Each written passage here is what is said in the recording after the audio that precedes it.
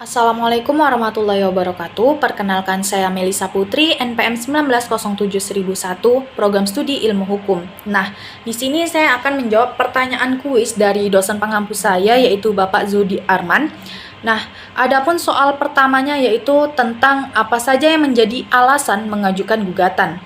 Sesuai dengan pasal 53 ayat 1 Undang-Undang PT-UN menyebutkan bahwa seseorang atau badan hukum perdata yang merasa kepentingannya dirugikan oleh suatu keputusan tata usaha negara dapat mengajukan gugatan tertulis kepada pengadilan yang berwenang yang berisi tuntutan agar keputusan tata usaha negara yang disengketakan itu dinyatakan batal atau tidak sah dengan atau tanpa disertai tuntutan ganti rugi dan atau rehabilitasi. Di dalam pasal 53 ayat 2 Undang-Undang Nomor 5 Tahun 1986 menyebutkan bahwasanya alasan-alasan untuk mengajukan gugatan adalah yang pertama, keputusan tata usaha negara yang digugat itu bertentangan dengan peraturan perundang-undangan yang berlaku.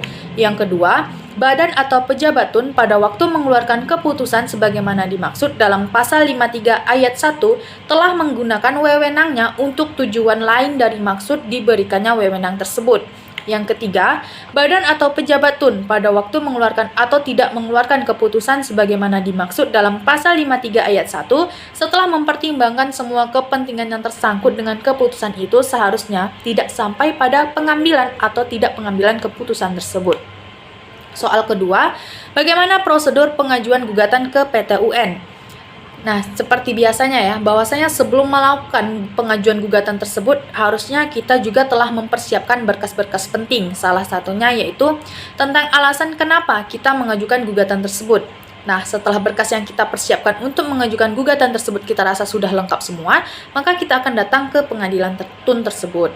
Tahap pertama, pihak berperkara atau penggugat datang ke pengadilan tun dengan membawa surat gugatan rangkap 6, disertai soft copy gugatannya dalam bentuk PDF yang sudah ditandatangani dan bentuk Word.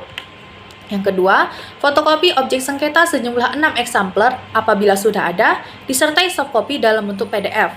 Ketiga, fotokopi KTP para pihak sejumlah 1 eksemplar disertai soft copy dalam bentuk PDF. Keempat, surat kuasa sejumlah 6 eksemplar disertai fotokopi kartu pengenal advokat apabila dikuasakan, disertai soft copy dalam bentuk PDF.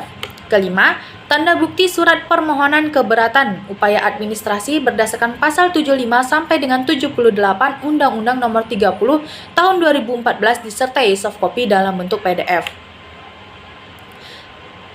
Tahap kedua, pendaftar menuju ke petugas meja pertama atau meja e-court. Nah, seperti yang kita tahu ya, bahwasanya semakin berkembangnya zaman, maka semakin maju juga sistem pengadilan yang ada di negara kita.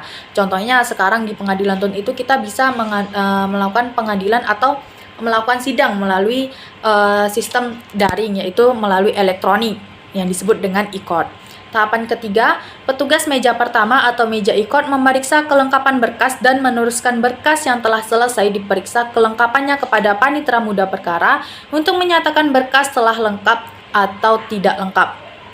Tahapan keempat, panitera muda perkara meneliti berkas. Apabila berkas belum lengkap, panitera muda perkara mengembalikan berkas dengan melampirkan daftar periksa supaya penggugat dapat melengkapi kekurangannya. Apabila berkas sudah lengkap, dikembalikan kepada petugas meja pertama atau meja e-court dan mengunggah gugatan dan persyaratan lainnya ke dalam sistem e-court. Tahapan kelima, pihak penggugat membayar panjar biaya perkara berdasarkan virtual account pada sistem e-court. Tahap keenam, menyerahkan slip bukti penyetoran kepada meja e-court. Tahapan ketujuh, petugas meja pertama atau kasir membuat surat kuasa untuk membayar dan mencatat dalam buku jurnal. Tahap ke-8, petugas meja kedua mencatat gugatan dalam buku register induk perkara. Tahap ke-9, petugas meja pertama memasukkan posita dan petitum gugatan dalam aplikasi sistem informasi penelusuran perkara atau yang kita tahu yaitu SIPP. Tahapan ke-10, petugas meja pertama menyerahkan SKUM dan salinan gugatan yang telah didaftar serta telah ditandatangani oleh panitera kepada pihak penggugat dan pendaftaran selesai. Selanjutnya, pihak penggugat akan dipanggil melalui summon dan tergugat dipanggil melalui surat tercatat menghadap ke pengadilan untuk dismisal proses pemeriksaan persiapan persidangan setelah penetapan majelis dan atau atas perintah ketua pengadilan. Soal yang ketiga, jelaskan tahapan atau prosedur pemeriksaan dengan acara biasa. Pertama-tama, pihak yang berperkara pastinya akan mengajukan gugatan. Nah, di mana keputusan tun yang digugat itu harus bertentangan dengan asas-asas umum pemerintahan yang baik. Gugatan harus memuat yang pertama nama, kewarganegaraan, tempat tinggal, dan pekerjaan penggugat atau kuasanya. Yang kedua, nama, jabatan, dan tempat kedudukan tergugat. Yang ketiga, dasar gugatan dan hal yang diminta untuk diputuskan oleh pengadilan. Pada umumnya, dasar gugatan terdiri dari 1. Uraian tentang kejadian-kejadian atau peristiwa-peristiwa. Kedua, uraian tentang dasar hukum gugatan. Ketiga, uraian tentang tuntutan. Keempat, tenggang waktu pengajuan gugatan. Gugatan dapat diajukan hanya dalam tenggang waktu 90 hari terhitung sejak saat diterimanya atau diumumkannya keputusan badan atau pejabat tata usaha negara. Bagi pihak lain yang tidak dituju oleh keputusan tun tersebut tetapi merasa dirugikan akibat dikeluarkannya keputusan tun tersebut, maka tenggang waktu gugatan dari pihak yang dirugikan tersebut adalah 90 hari sejak saat seseorang atau badan hukum perdata itu merasa kepentingannya dirugikan oleh keputusan tun dan mengetahui adanya keputusan tun tersebut. Namun, hal ini harus bisa dipertanggungjawabkan secara hukum. Bagi keputusan tun yang telah diajukan upaya administratif, maka tenggang waktu 90 hari dihitung dari tanggal keputusan administratif diterima oleh yang bersangkutan. Dengan lewatnya tenggang waktu gugatan, maka keputusan tun tidak dapat digugat lagi dengan sarana hukum yang ada, meskipun keputusan tun tersebut mengandung cacat hukum, kecuali atas kemauan sendiri badan atau pejabat tun yang berwenang mencabut atau mengubah keputusan tun dengan syarat-syarat yang telah ditentukan oleh peraturan perundang-undangan yang berlaku. Kemudian, adanya biaya perkara. Kemudian penelitian administratif, rapat permusyawaratan. Rapat permusyawaratan ini terdiri dari para hakim dan panitera yang diketuai oleh ketua pengadilan tun. Keempat, pemeriksaan persiapan. Pemeriksaan pokok sengketa diawali dengan pemanggilan para pihak. Menurut pasal 65 Undang-Undang Nomor 5 Tahun 1986, panggilan terhadap pihak yang bersangkutan dianggap sah apabila masing-masing telah menerima surat panggilan yang dikirimkan dengan surat tercatat. Surat panggilan yang ditujukan kepada tergugat disertai salinan gugatan dengan pemberitahuan bahwa gugatan itu dapat dijawab dengan tertulis. Pengadilan tun memeriksa dan memutus sengketa tun dengan 3 orang hakim.